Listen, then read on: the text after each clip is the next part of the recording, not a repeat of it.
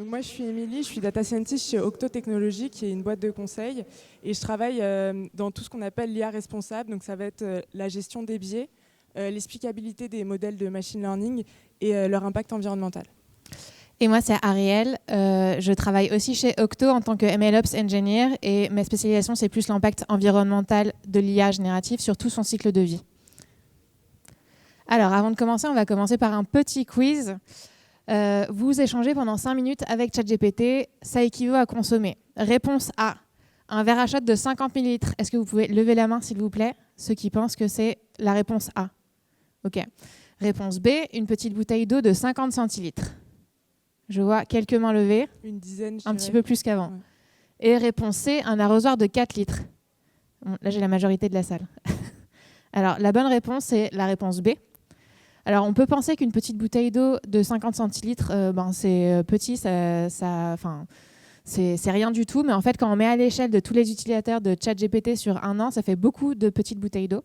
On a fait une petite estimation et on a calculé 370 milliards de litres d'eau par an liés à la consommation de ChatGPT en eau. Et ça équivaut en fait à la consommation d'eau de l'Île-de-France. Donc, pas du tout anodin. Et ça, c'est sans prendre en compte les autres critères d'impact de ChatGPT. Donc, sans prendre en compte le fait qu'il y a des émissions carbone, il y a la consommation de ressources, l'utilisation d'électricité. Et on parle juste de ChatGPT, on ne parle pas des autres assistants IA. Et l'IA générative, ce n'est pas que ChatGPT. Donc, ce que l'on va voir ensemble aujourd'hui, on va voir deux grandes parties. D'abord, on va faire un constat sur l'impact environnemental de l'IA. Donc, l'objectif, c'est qu'on comprenne ce qu'en disent les grands acteurs du secteur, comment est-ce qu'on calcule l'impact environnemental de l'IA et c'est quoi son vrai coût. Et en deuxième point, on va vous partager nos solutions pour un projet GreenAI. L'objectif, c'est que vous partiez en fait avec un ensemble de recommandations, de bonnes pratiques que vous pouvez appliquer pour vos projets. Donc aujourd'hui, je vous apprends rien, les IA génératives, elles sont présentes partout dans notre quotidien. Depuis l'arrivée en fait, de ChatGPT il y a 3 ans, il y a eu une explosion de ces IA conversationnelles. Donc ChatGPT le plus connu, il y a également le chat de Mistral ou encore Claude. Il y a également des IA qui sont des IA conversationnelles qui sont spécifiques à des tâches. Donc par exemple GitHub Copilot pour nous aider à coder, ou encore Claude Code pour le code, ou Midjourney pour générer des images. Et donc on a vraiment eu cette explosion d'IA conversationnelles et elles sont présentes partout dans notre quotidien. Et en plus, en fait, à côté de ces IA conversationnelles, dans tous les outils qu'on avait l'habitude d'utiliser sans IA générative, c'est intégré en fait cette fonctionnalité IA. C'est-à-dire qu'aujourd'hui, si vous êtes sur LinkedIn, vous pouvez utiliser de l'IA générative pour trier vos messages ou pour rechercher un message. Lorsque vous faites de la prise de notes, par exemple sur Notion, vous pouvez utiliser de l'IA générative pour améliorer votre texte, pour paraphraser votre texte, le reformuler. Et donc, en fait, il y a des chercheurs qui ont expliqué qu'en fait, il y avait une mise en place de ce qu'on appelle de l'AI forcing, c'est-à-dire que les géants de la tech, ils vont nous forcer, nous inciter en fait, à utiliser de l'IA. Parce que ça leur a coûté des millions, voire des milliards d'euros pour créer ces IA génératives. Donc, ils veulent un retour sur investissement. Pour vous donner un exemple concret, aujourd'hui, si vous êtes sur Adobe et que vous cherchez à ouvrir un document, à ouvrir un PDF, en fait, avant même que vous puissiez voir le contenu du PDF et le lire, il y a une grosse fenêtre qui va s'ouvrir pour vous proposer de chatter avec votre document avant même que vous puissiez donc voir le contenu de ce document. Et l'exemple, je trouve, qui est le plus parlant, c'est l'exemple de Qwant. Qwant, c'est un moteur de recherche, donc vous pouvez faire une recherche Internet dessus. Et en fait, par défaut, sur Qwant, votre recherche Internet, elle est forcément couplée avec une requête d'IA générative. Donc si vous voulez ne pas faire cette requête d'IA générative, il faut aller dans les paramètres de Qwant, le désélectionner par défaut. Donc ce que je viens de vous dire, c'est qu'il y a une explosion de ces IA conversationnelles, on les utilise de plus en plus, elles sont présentes partout dans notre quotidien. Et les prévisions, c'est que ça ne va pas, ça va pas s'arrêter et ça va faire que continuer et grossir. Donc d'après AWS, le rythme d'adoption de l'IA, ça dépasse celui des premiers téléphones portables. Chaque minute, 5 entreprises européennes intègrent l'IA. Et si on regarde le graphique de gauche, en fait, les prévisions de la taille du marché de l'IA, elles ne pourraient qu'augmenter.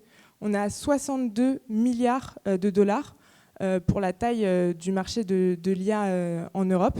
Et les prévisions pour 2030, c'est quasi 400 milliards de dollars. Et en fait, avant l'arrivée de l'IA, les GAFAM étaient plutôt dans une bonne dynamique pour atteindre une neutralité carbone en 2030. Mais en fait, on voit que depuis 2022-2023, c'est plutôt la tendance inverse qu'on observe. L'IA générative a vraiment éloigné l'industrie des objectifs climatiques. Et c'est assez préoccupant. Alors, quand on parle évidemment de neutralité carbone, ça ne veut pas dire qu'il y a 0 émissions qui sont émises dans l'atmosphère. C'est aussi un système de comptabilité avec l'achat des certificats. On pourra en parler plus tard. Alors, du coup, c'est quoi le coût environnemental de l'IA générative ? C'est en fait une question qui est très difficile à répondre pour plusieurs raisons. Une des raisons, c'est que l'IA générative a un cycle de vie qui est complexe. Alors, la première étape dans le cycle de vie de l'IA, ça va être la R&D, recherche et développement. On va avoir des équipes de chercheurs, de data scientists qui vont créer des IA, les comparer, les construire pendant quelques semaines, pendant quelques mois, et ils vont sélectionner la meilleure. Quand la meilleure est sélectionnée, on passe à la phase de recherche des ressources pour pouvoir entraîner l'IA. Donc on va acheter des GPU, on va acheter des espaces en data center, ou alors construire un data center, ou parfois même construire en fait les centrales d'énergie qui vont nourrir les data centers. Toutes ces ressources en fait physiques, elles ont aussi leur propre cycle de vie avec la construction, la vie et la fin du cycle de vie. Et quand on a trouvé en fait l'espace pour pouvoir entraîner nos modèles, on passe à la phase d'entraînement. Donc cette phase-là, c'est la phase qui dure plusieurs semaines où les GPU vont tourner à fond pendant jour et nuit pendant plusieurs semaines. On va faire ingérer à notre modèle en fait beaucoup de textes, des milliards de textes, tout Internet. Quand cette phase elle est terminée, le modèle il est entraîné, il est prêt à être utilisé. Et l'utilisation, on appelle ça l'inférence. L'inférence du modèle, c'est quand on envoie une requête au modèle et on récupère sa réponse. Cette phase d'inférence, historiquement, avec l'IA traditionnelle, elle était moins émettrice que la phase d'entraînement, beaucoup moins. Et aujourd'hui, en fait, avec la taille des modèles et aussi avec le rythme d'adoption de l'IA générative, c'est plutôt l'inverse qui est en train de se passer. C'est une phase qui explose l'impact environnemental des modèles. Et alors cette phase d'inférence, elle est possible que grâce à l'existence des réseaux, donc tous les supports en fait pour envoyer les requêtes aux utilisateurs et récupérer les réponses. Et c'est aussi une physicalité qu'il faut prendre en compte dans le calcul de notre cycle de vie. Et aussi, pour finir, l'utilisation de nos propres équipements, quand on utilise ChatGPT ou des assistants ou des assistants de code, on va utiliser notre ordinateur. C'est une proportion en fait d'utilisation qu'il faut prendre en compte dans toute l'analyse du cycle de vie des modèles. Et tout ça, c'est sans parler des impacts indirects de l'IA générative. Donc par exemple, quand on utilise l'IA générative, est-ce que ça a un impact positif ou négatif sur l'environnement ? C'est pas la même chose si on utilise l'IA pour aider à résoudre des problèmes environnementaux que pour aider à détecter des nouveaux puits de pétrole, par exemple. Une autre raison pour laquelle c'est difficile de calculer l'impact environnemental de l'IA, c'est que l'industrie, elle communique très très peu en fait sur ce sujet. Il n'y a que quelques acteurs en fait qui vraiment communiquent sur l'impact environnemental de leur modèle. Jusqu'à cet été, en fait, il n'y avait que Meta. Là, cet été, on a eu Google et Mistral qui ont partagé des articles. Jusqu'à cet été, c'était que Meta. Et en fait, on va voir que c'est une communication qui est aussi assez partielle parce qu'effectivement, Meta a communiqué pour l'entraînement de son modèle Llama 3, 400 milliards de paramètres, 9000 tonnes à peu près de CO2 émis pendant la phase d'entraînement.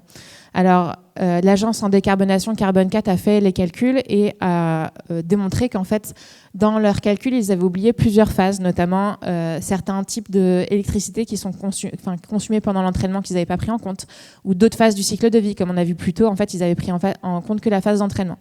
Donc une communication les acteurs qui communiquent pas beaucoup, et quand ils communiquent, une communication qui est assez partielle.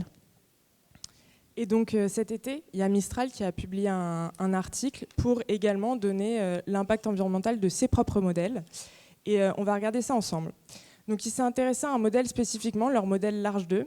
Et les chiffres qu'ils ont communiqués partout, c'est les chiffres que l'on peut voir sur les slides. Donc c'est l'impact d'une page de texte générée. Donc environ 400 tokens, on peut voir ça comme environ la génération de 400 mots. Et ce qu'ils ont fait, Mistral, c'est qu'ils ont décomposé selon 3 critères. D'abord, concernant l'émission CO2, donc quelle est l'émission CO2 si on génère une page de texte, la consommation en eau, parce que l'eau, c'est très important quand on parle d'IA générative, il faut le prendre en compte, parce qu'en fait, dans les data centers, il y a des GPU, les GPU ils chauffent, et il faut pouvoir les refroidir. Et c'est pour ça que l'eau, c'est un critère qui est très important à prendre en compte quand on parle d'IA générative. Et le dernier critère, c'est la consommation de matériaux. Pour construire ces data centers, pour construire ces GPU, il faut des matériaux rares. Et donc, c'est le 3e critère qui est à prendre en compte quand on parle de l'impact environnemental de l'IA générative. Donc, si on regarde de plus près ces chiffres, qu'est-ce qu'on a donc pour l'impact d'une page de texte générée? En émissions CO2, on a 1,14 g d'émissions CO2. Et donc, ça correspond à peu près à regarder une vidéo en streaming pendant 10 secondes. Pour la consommation en eau, on est à 0,05 litres d'eau, qui correspond à faire pousser un petit radis rose. Et pour la consommation de matériaux, on est à 0,2 mg d'équivalent antimoine, qui correspond à produire une pièce de 2 centimes d'euros. Donc, lorsqu'on regarde ces chiffres, regarder une vidéo en streaming pendant 10 secondes, faire pousser un petit radis rose ou produire une pièce de 2 centimes d'euros, on peut se dire qu'en fait, il n'y a pas un réel impact sur l'environnement. Au final, l'IA générative, on peut requêter comme on veut les modèles de Mistral, ça n'a pas un gros impact. Sauf que le problème ici, c'est qu'en fait, lorsqu'ils disent l'impact d'une page de texte générée, c'est l'impact marginal. Donc ici, ils ont fait un peu pareil que Meta. Ils ont donné en fait uniquement les chiffres pour l'inférence. Ils n'ont pas pris en compte toutes les étapes de cycle de vie qu'Ariel a expliqué précédemment. Et donc Mistral, ils ont donné d'autres chiffres qu'ils ont beaucoup moins mis en avant, mais qu'on va regarder ensemble aujourd'hui. C'est l'empreinte environnementale de l'entraînement et de l'inférence de Mistral Large 2. C'est-à-dire qu'ils ont pris le même modèle, mais ils ont donné l'empreinte environnementale pour l'entraînement et pour l'inférence pendant 18 mois. Et donc si on regarde pour l'émission CO2, qu'est-ce que l'on obtient? Donc en émission CO2, on a 20,4 kilotonnes d'émissions CO2, qui correspond à regarder une vidéo en streaming pendant 5600 ans. C'est environ 20 000 allers-retours Paris-New York. Pour la consommation en eau, on est à 281 000 m3 d'eau consommée, qui correspond à faire pousser 5,6 milliards de radis. Et pour la consommation de matériaux, enfin, on est à 660 kg d'équivalent antimoine, qui correspond à faire pousser 3,3 milliards de pièces de 2 centimes d'euros. Donc ces chiffres-là, pour nous, ils sont beaucoup plus intéressants parce qu'ils prennent en compte plusieurs étapes de l'analyse du cycle de vie, donc l'entraînement et l'inférence. Et en plus, en fait, ils prennent en compte également tous les utilisateurs, tous les millions d'utilisateurs qui vont venir requêter le modèle Large 2 de Mistral. Un autre élément qui a été très intéressant que Mistral a partagé, c'est qu'ils ont affiché en fait toute l'analyse du cycle de vie, donc de la conception du modèle aux équipements des utilisateurs finaux, comme Ariel vous l'a expliqué tout à l'heure, et en fonction donc toujours de ces 3 critères, émissions CO2, consommation en eau et consommation de matériaux, ils ont évalué quelles sont les étapes les plus importantes, les plus consommatrices pour l'environnement. Et donc directement, ce que l'on peut voir, c'est qu'en fait, c'est vraiment l'entraînement du modèle et l'inférence qui sont les plus consommateurs pour l'environnement, avec 85,5% en émissions CO2 et 91% pour la consommation en eau. Donc, on vous a parlé de Meta, on vous a parlé de Mistral. Maintenant, on va s'arrêter un peu sur le cas de Google. Donc, Google, un mois après que Mistral ait publié son article, donc Mistral, c'était en juillet, Google, c'était fin août, début septembre. Ils ont publié à leur tour un papier détaillant en fait, l'impact environnemental de leur modèle d'IA. Et c'est un papier de plus de 10 pages qui détaille vraiment concrètement toutes les étapes de comment est-ce qu'ils ont pu calculer ça, quelles sont les métriques qu'ils ont utilisées, pourquoi c'est ces métriques-là, etc. Je ne vais pas forcément rentrer dans le détail, mais en fait, il a eu pas mal de critiques, ce papier. Parce que il y a exactement les mêmes critiques que pour Mistral ou que pour Meta. Ils prennent en compte que l'inférence, ils ne prennent pas en compte toute l'analyse du cycle de vie. Et en fait, à chaque fois qu'ils donnent un chiffre, c'est uniquement pour un utilisateur, pour une requête. Donc ils ne prennent pas en compte en fait, les millions d'utilisateurs qui viennent requêter les modèles de Google tous les jours. Et donc, le chiffre qu'ils ont communiqué partout, c'est qu'une requête de Gemini, c'est environ regarder la télé pendant 9 secondes. Mais bien sûr, ce chiffre, comme je vous l'ai dit, il est biaisé parce que c'est que l'inférence. Et donc, ça ne prend pas en compte toute l'analyse du cycle de vie. Un dernier point sur ce qu'en disent les grands acteurs du secteur sur l'impact environnemental de l'IA, c'est qu'en fait, ils ont publié ces articles pour prôner la transparence, mais il n'y a aucun élément concernant les modèles d'image ou les modèles de génération de vidéos. Sauf qu'aujourd'hui, on le sait qu'en fait, c'est ces modèles-là qui sont les plus consommateurs pour l'environnement. Et donc, on n'a pas réussi en fait, à avoir vraiment des vraies données sur des grands acteurs sur ces critères-là. Donc, pour conclure sur cette première partie, 3 grands points. On a vu qu'il y avait une adoption au forcing, il y a une explosion de ces IA conversationnelles et on va nous pousser, nous inciter à les utiliser. Il y a une pression générale en fait, pour les utiliser. Il y a un manque de transparence et du greenwashing. En fait, les grands acteurs de l'IA générative tels que OpenAI, Meta, Google, eux, leur objectif, c'est qu'on continue à utiliser leurs modèles. Donc, ils ont du mal en fait, à vraiment nous donner toutes les informations sur ces modèles et leur réel impact environnemental.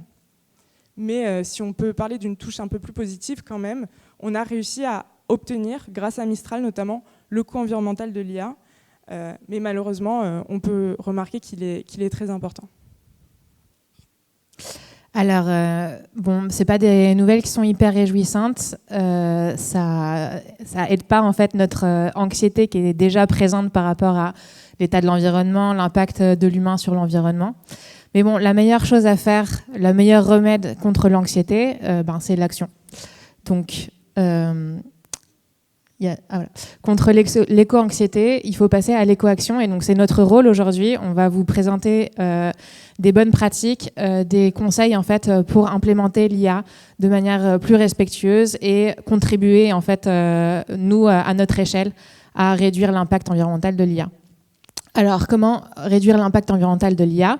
Donc, des grands conseils que nous, on met en place en, fait, en mission sur nos projets chez nos clients.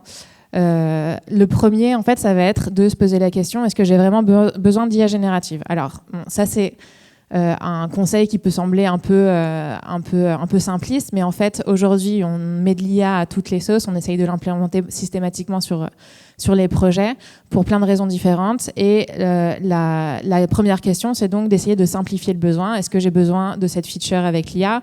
Est-ce que je ne peux pas utiliser un autre algorithme peut-être qui est plus simple, un algorithme de machine learning plus classique, plus petit, ou même un algorithme de deep learning mais plus simple que de l'IA générative. D'ailleurs, en fait, je pense par exemple aux tâches de classification. Il y a des cas pour lesquels les modèles simples en fait, sont beaucoup plus performants en fait, que l'IA générative. Donc, il faut vraiment se poser la question par rapport à son problème, comment je peux résoudre le problème de la meilleure manière possible et pas systématiquement se dire tiens, comment je vais faire pour utiliser l'IA générative. Alors, évidemment, c'est dans la réalité, en fait, parfois, même si ce n'est pas le meilleur modèle pour résoudre le problème, on va être poussé à utiliser l'IA générative pour plein de raisons différentes, parce qu'on n'a pas le choix en fait, du modèle, parce qu'on a envie de monter en compétences, de tester, etc. Et dans ces cas-là, en fait, on va appliquer le deuxième conseil, qui est de viser petit. On va aller choisir un modèle qui est plus petit, parce qu'en fait, ce qu'on sait, c'est que plus un modèle est grand, plus il va émettre de CO2. Donc, en fait, la taille du modèle, ça va entraîner un volume de calcul qui va entraîner un temps de latence en fait, d'exécution qui va entraîner les émissions carbone. Donc, vraiment, on vise petit. Et on va utiliser des SLM. Donc, les SLM, c'est Small Language Model. Ils ont plein de qualités. Donc, c'est tous les modèles qui sont à peu près en dessous de 16 milliards de paramètres. Plein de points positifs. Ils sont plus légers, donc ils sont plus faciles à déployer. Ils sont facilement personnalisables sur les données. C'est facile de les entraîner parce qu'ils sont plus rapides, parce qu'ils sont plus petits. Et aussi, ils sont moins coûteux et ils émettent moins de CO2 dans l'atmosphère. Ils ont moins d'impact environnemental. Alors, ils ont aussi des points négatifs. Le point négatif principal, c'est qu'ils ne sont pas très bons sur la généralisation. Ils ont besoin d'être en fait entraînés pour devenir bons sur des tâches qui sont spécifiques. Et aussi, ils ont moins de mémoire, c'est-à-dire qu'ils ont une fenêtre de contexte qui est plus petite. Alors, comment on fait pour choisir le modèle ? Donc, dans le cas où on va utiliser un modèle en local ou alors l'héberger nous-mêmes, on va probablement télécharger un modèle sur la plateforme Hugging Face, qui est une plateforme de mise à disposition de tous les modèles. De tous les modèles. Et donc, il y a un filtre sur cette plateforme-là où on peut trier en fait, pour avoir accès aux modèles qui sont de moins de 32. On peut même descendre en, fait, en dessous. Et il y a plusieurs catégories en fait, de modèles dans les moins de 32. Il y a la première catégorie qui est Edge local. Donc, en gros, tous les modèles qui vont être vraiment tout petits, en dessous de 2 milliards de paramètres. Enfin, tout petits. Et qui, eux, ils vont être, on peut les utiliser en local ou sur des machines qui ont moins de 16 gigas de RAM. Donc, sur les téléphones, ça passe, et sur le CPU, ça passe.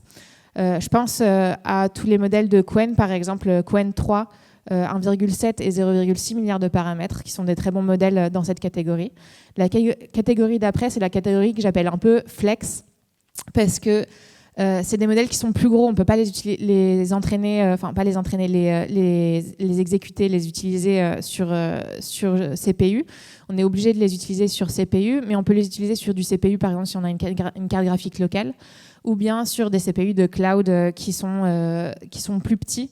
Chez AWS et GCP, il y a des CPU qui sont entre 17 et 24 gigas de RAM sur lesquels on peut déployer en fait, ces modèles. Et enfin, la catégorie un peu plus pro, où on est obligé d'utiliser des GPU qui sont plus coûteux. Donc, on n'est plus sur les petits modèles de GPU, mais sur des GPU de 40 à 80 gigas de RAM.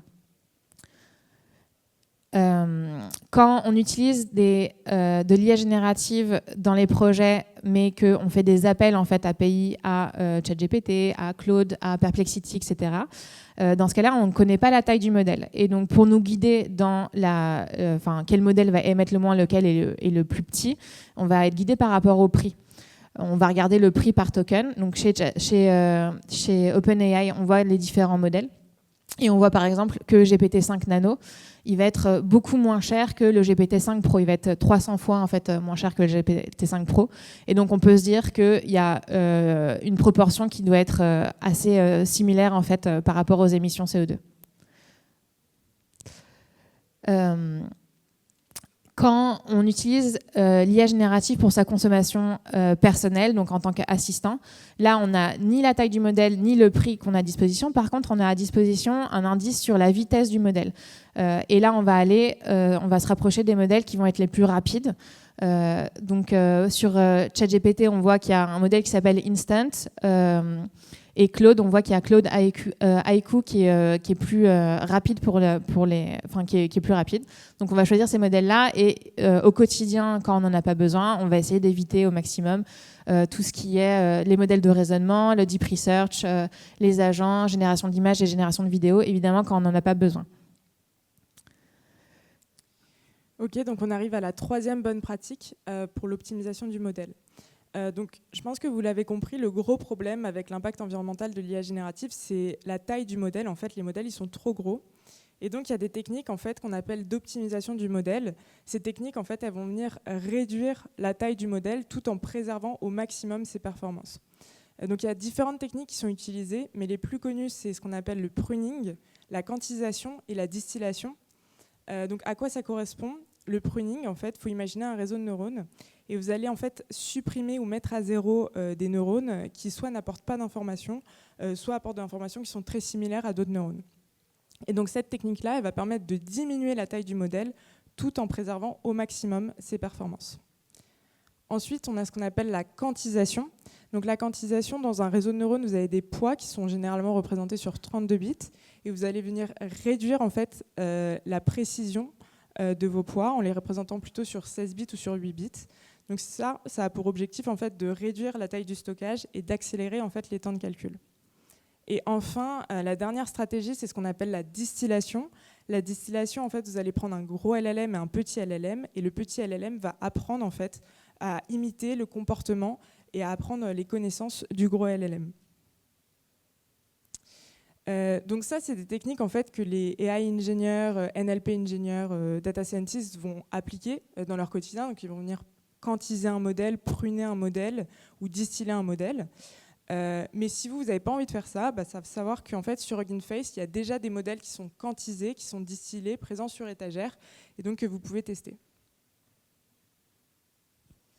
Et on parle ensuite de l'optimisation sur la mise en production. Donc, on a vu comment optimiser les modèles. Maintenant, on voit comment, quand on déploie les modèles, on peut essayer de gagner, d'avoir des gains sur l'impact environnemental. Le premier conseil qu'on donne, c'est de choisir une zone de faible intensité carbone pour la mise en production. C'est vraiment le gain le plus fort. Donc, il faut savoir qu'en fonction des zones, l'impact environnemental des modèles qu'on va déployer d'une zone à une autre ne va pas être le même. Ça, c'est une carte qui s'appelle Electricity Maps, qui est une carte qui est connectée H24 en live. On peut voir les mix énergétiques des zones en fonction de la réalité de l'énergie au moment T. Et donc, c'est basé sur l'intensité carbone des pays. Donc quand on regarde les 5 zones les plus et les moins émettrices de GCP, on voit que Paris fait partie des zones les moins émettrices et par exemple en Europe, Varsovie fait partie des zones les plus émettrices.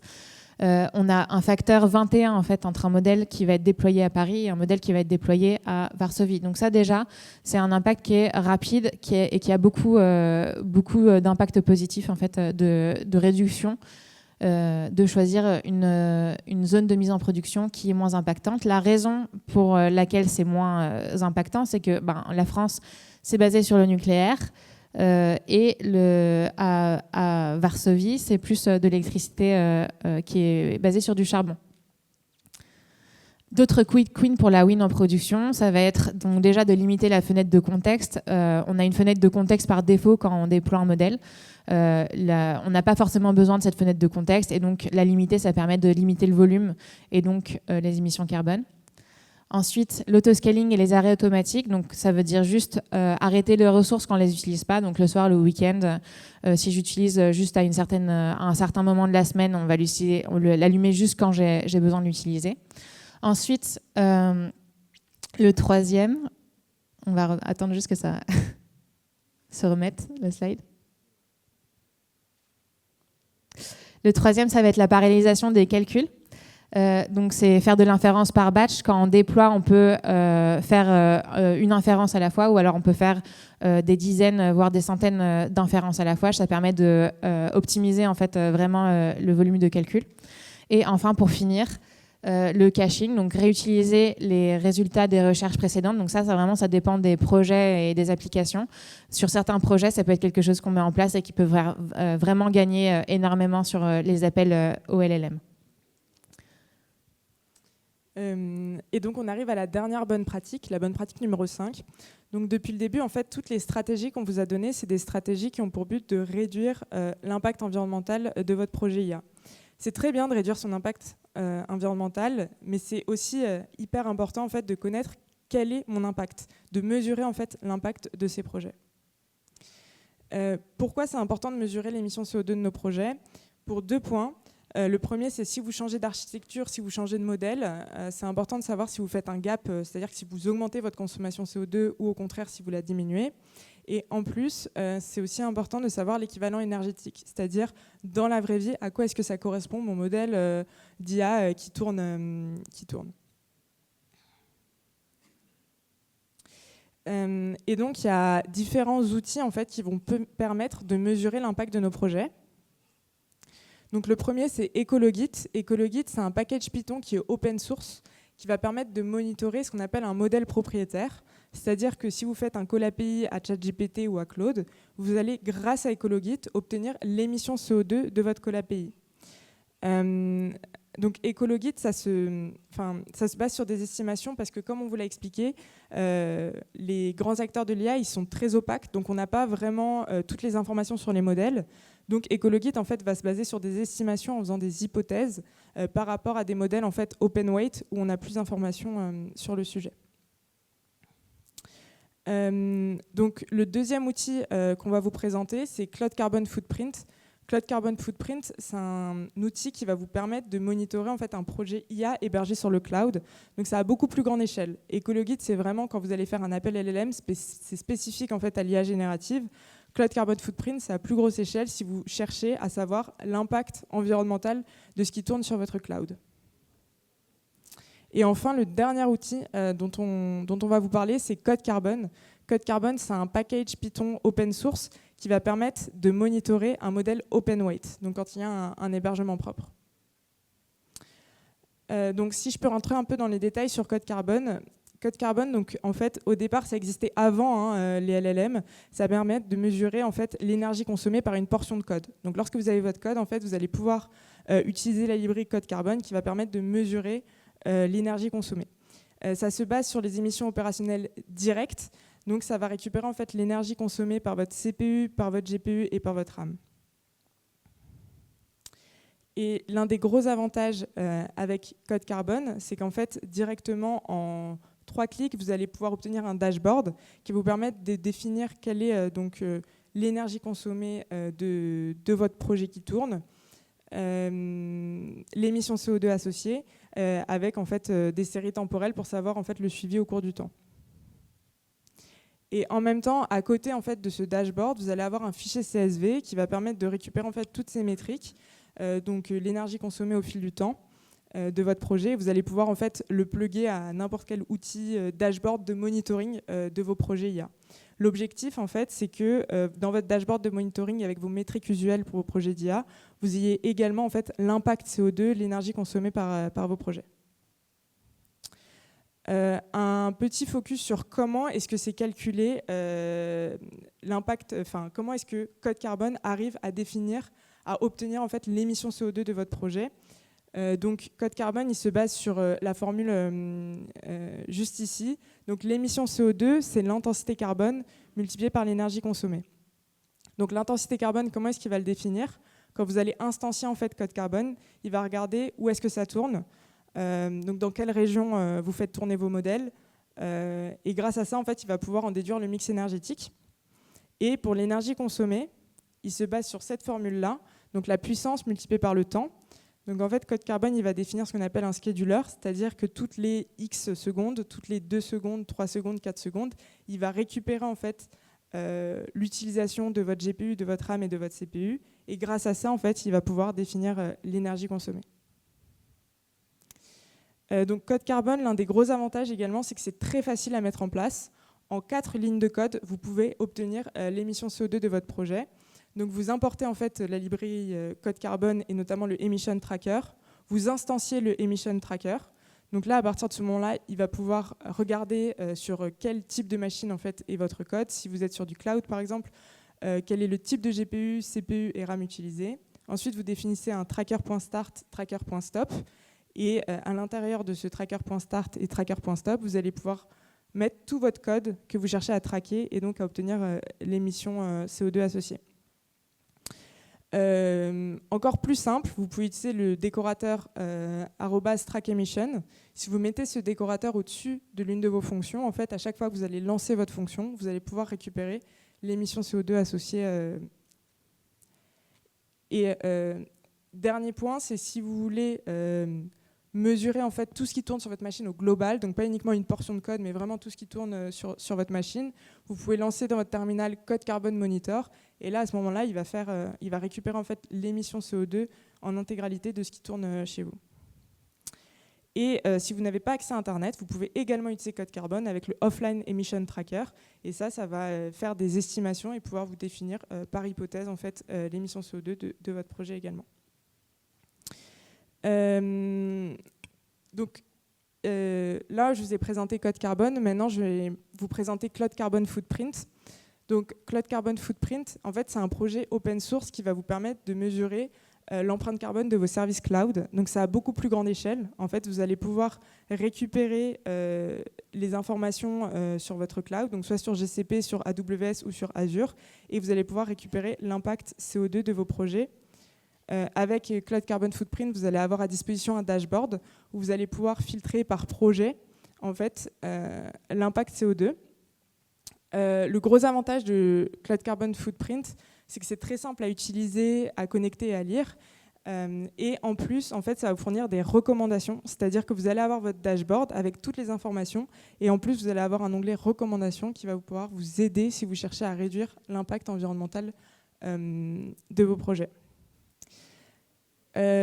Et si vous n'avez pas envie de mettre en place Cloud Carbon Footprint, à savoir qu'encore plus simple, aujourd'hui, les cloud providers, en fait, ils ont eux-mêmes créé leur dashboard d'émissions CO2 de votre projet.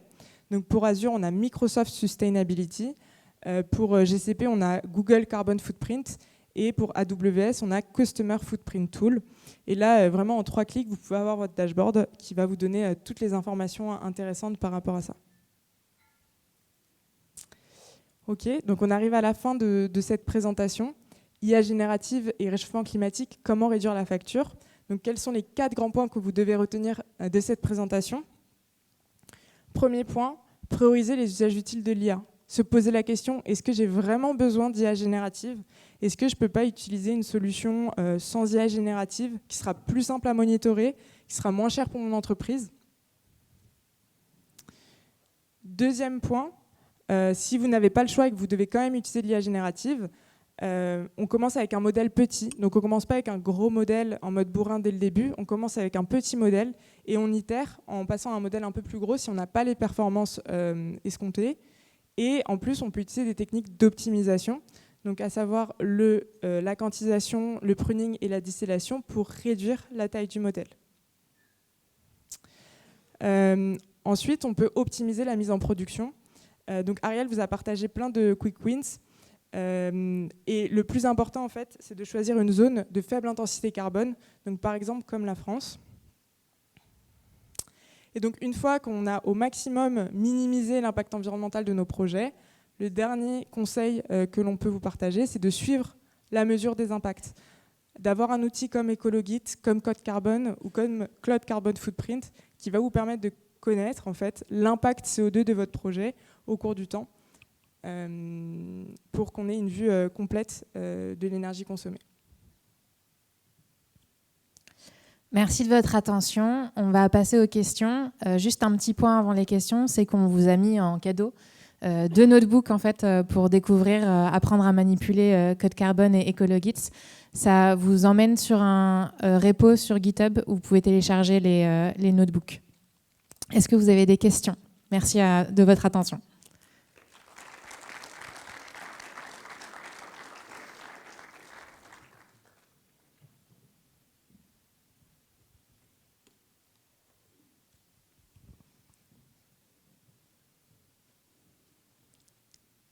Je vois une question.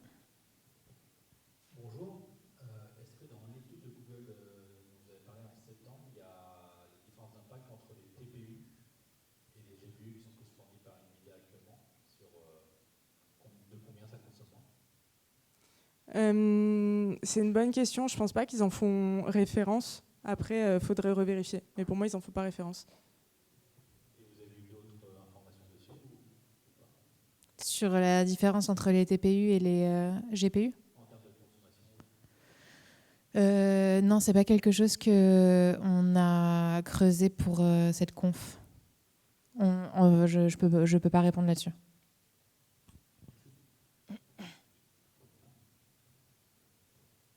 Est-ce qu'il y a d'autres questions? Je vois 2 questions. Bonjour.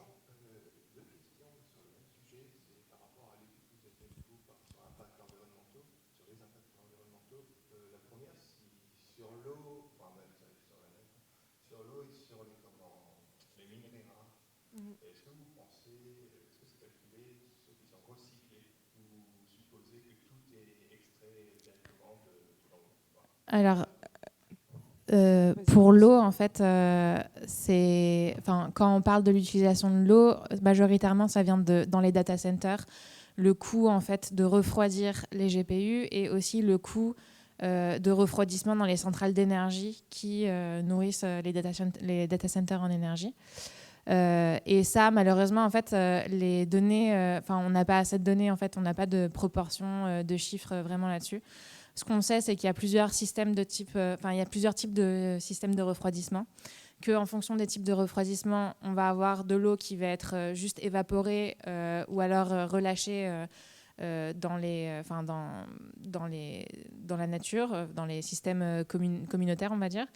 Et parfois, en fait, il y a des systèmes de refroidissement en boucle fermée qui vont rester en fait dans ces systèmes pendant plusieurs années. On n'a pas assez de données en fait sur la proportion aujourd'hui des data centers qui utilisent tel ou tel système. On sait juste qu'il y a beaucoup de consommation d'eau. Et pour les minerais, ça va être la même réponse. C'est qu'aujourd'hui, une des vraies limites de comprendre cet impact environnemental, c'est qu'on n'a vraiment pas beaucoup de données en fait, qui sont mises à disposition.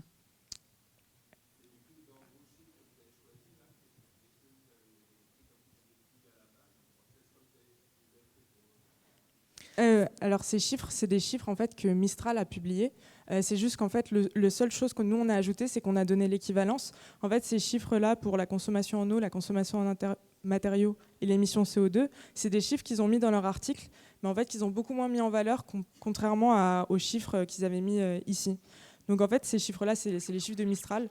Mais le problème en fait avec l'article de Mistral, c'est qu'il donne des chiffres, ce qui est super intéressant, mais il détaille pas du tout la stratégie en fait qu'ils ont appliquée. L'article il fait vraiment 20 lignes et il n'y a pas vraiment, il y a eu un aspect de transparence en donnant des chiffres, mais il détaille pas du tout exactement comment ils ont réussi à définir ces chiffres.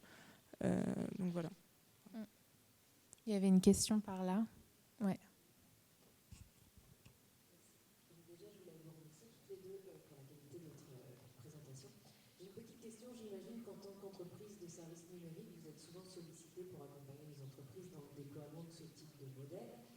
J'aimerais savoir le pourcentage d'entreprises qui vous contactent, qui ont déjà cette conscience environnementale et qui vous demandent vraiment d'insister sur la réduction de l'impact environnemental des modèles déployés. Alors, nous, déjà, en fait, Octo, c'est un cabinet de conseil qui travaille majoritairement en fait, pour le public. Donc, on va être biaisé en fait, par rapport à ça. Bon, c'est pas une majorité, mais on a quand même pas mal de questions en fait, là-dessus. Ou alors, dans les appels d'offres, c'est un critère qu'on doit prendre en compte. Mais c'est, je pense, aussi lié au fait qu'on soit beaucoup dans le public. Oui, c'est pas quand on travaille avec le secteur privé, c'est pas vraiment une demande que l'on a. Après, quand on parle de stratégie aussi, ça coûte moins cher de faire quelque chose qui est green. Donc c'est un peu la stratégie qui est mise en place quand ils demandent de faire quelque chose qui coûte moins cher. Mais sinon, c'est pas une demande de leur part, sauf pour le secteur public. Là, je rejoins Ariel sur le sujet. Est-ce qu'on a une dernière question ? Je pense que c'est tout pour aujourd'hui. Merci encore à tous. Merci beaucoup.